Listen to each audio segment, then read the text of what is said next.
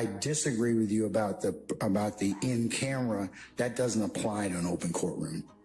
The in-camera review of these records. So what? We'll just, like I said, if you got some case law, you got something for me to consider, I'll certainly look at it. But at this point, that's what my ruling will be in terms of your client's collectively presence. However, like I said, once the court makes those determinations as to which things are to be released to you, and I copy those transcripts for you, those portions or the transcript for you, then your clients will be here and you may take those portions and discuss those with your clients. So initially there was this clip, and we're going to play the whole thing, but shout out to Thugger Daily. Thugger Daily has done a great job of covering everything that's been going on with this entire case. And most recently, Brian Steele was giving some pushback to Judge Glanville. It claims that there was somehow attorney-client privilege in the ex parte meeting. So we're going back to this whole ex parte meeting situation because Glanville clearly does not want the transcript to get out about this. He doesn't want anybody else to hear about it because they're going to have a in-camera meeting showing and reviewing the transcript. Brian Steele also argues that Thug is entitled to be present for the transcript review. Judge Glanville, of course, disagrees and says he will just let an appeal court decide.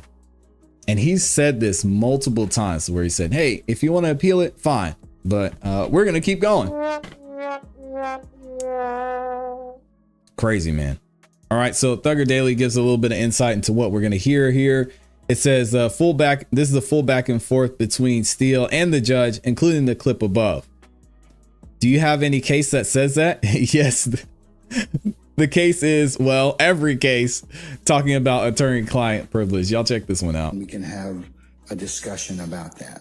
Okay, and I'd like it done in open court as well, in Mr. Wing's presence, of course, and in court. Okay, I don't think he can do, until I identify it, Mr. Steele, and make rulings on it, he doesn't have the right to be present. You're the person that's present for him at that point in time because it covers privilege. It's just like if you had defects records, okay? You and Mr. Williams could not come to my chambers and review those records. You could, but he can't. Now, once I've ruled upon those, of course. I don't get this, man. This is insane. And hopefully we'll have one of our attorneys stop by the chat. But how can he say Young Thug can't be there when there was 15 other people in that meeting? I'm probably missing something from a legal standpoint. Again, I am not a legal professional. I'm just giving my opinion and thoughts on this. But to me, if you're reviewing transcripts from something that took place in a meeting where there were other people there, why wouldn't your client be able to hear what was said in those meetings? I'm so confused, man. Mark, and then we can have a discussion about that.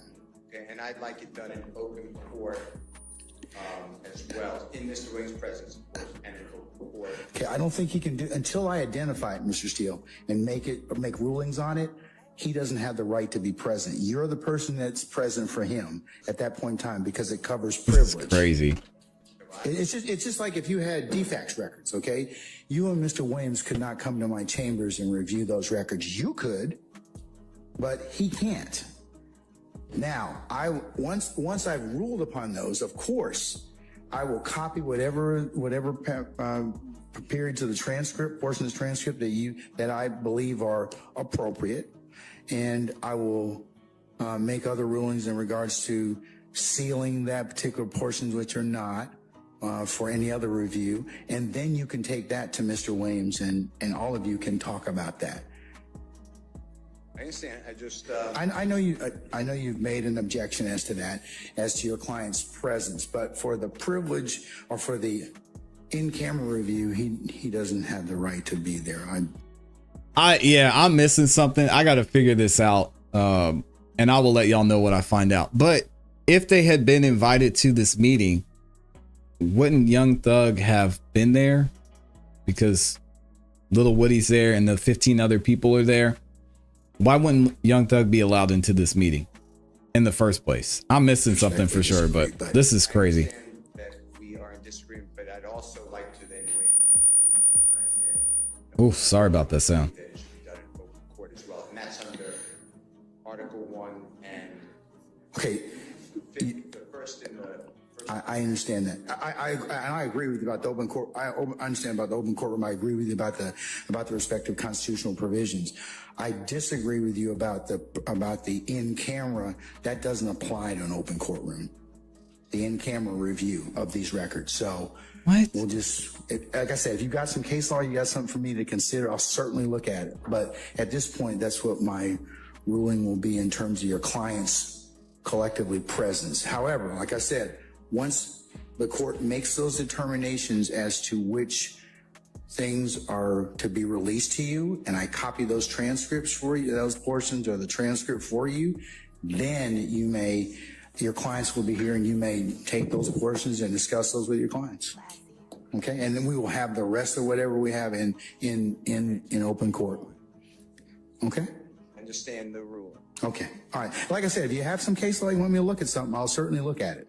Because That's crazy, man. I believe that under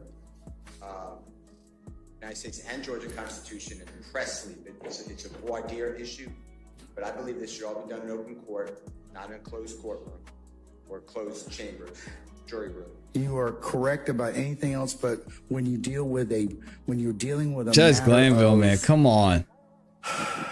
of privilege and or depending upon the type of records you're reviewing, not everybody gets to see those. And that's where we disagree. That's not an open proceeding. That's a closed proceeding to decide whether or not what's going to be released. Again, I'm going to release to you what the court believes falls within the acceptable range categories of release. It may be the entire transcript. It might be portions of that transcript, but I'm going to listen to your argument about that. That you don't get an open courtroom for, because I have to make a determination. And Judge Glanville, behind closed doors, gets to decide, nope, we're not getting that. You're not getting this. We're not saying that. We're leaving this out. I'm not going to keep that out. There's no relevance. And we don't get to see him back there sweating in his chambers. Wow. Whether or not first you get it. Dirty, man. And then whether or not what basis you get it for.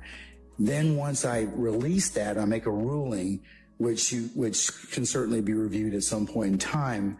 Then I'm going to seal the rest of the record. I'm going to seal that particular ex parte because it will have some issues of attorney-client privilege. So that's why, or else I give you the entire transcript. It would be fine for me, but I think that's the issue. If an attorney-client privilege Give him the whole transcript. conversation was captured by the court reporter on a transcript with the court present, it can't be attorney-client privilege. Well, that's for another body to resolve, not me. And you know what happened? I think I figured it out. What happened was the judge was in his chambers, right? And Miss Love and Miss Hilton came in there, and Judge Glanville was like, "Ooh, Miss Hilton, you looking good today." Yeah, I like that. What you got? What you got? I mean, this is the only thing I could think of that he doesn't want the whole transcript brought out. He's gonna say, "Hey, man, that part where I was talking about, how Miss Hilton was looking. Let's just leave that out. We don't want to put that part in there. Everything else you can pretty much have."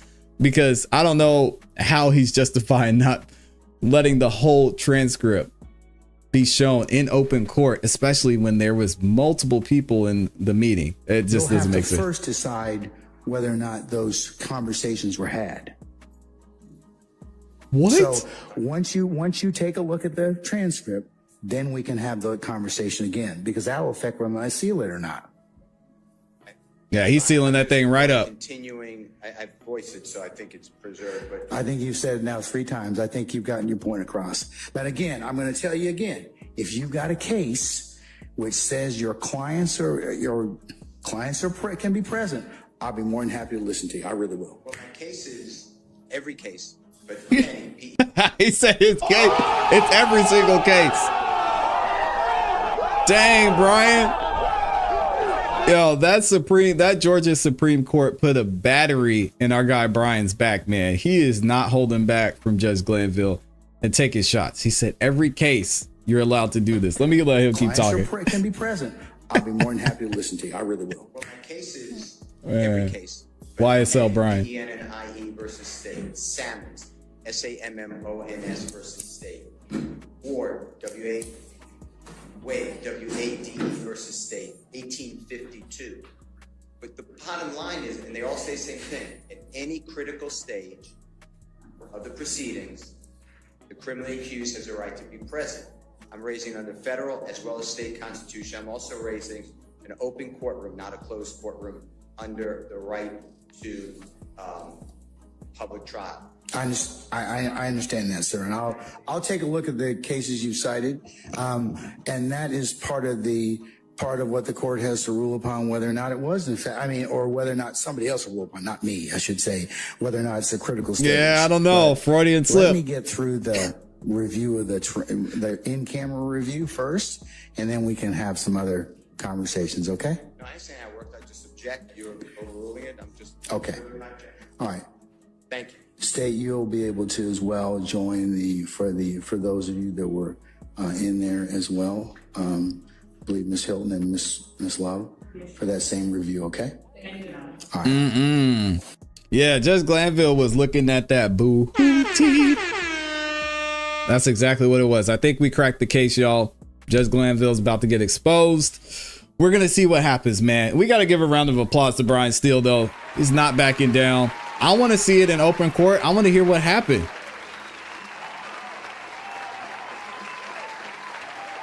Yeah, I want to hear about it, man, because there was something going on there, and Judge Glanville knows it. He's holding back all this information for a reason.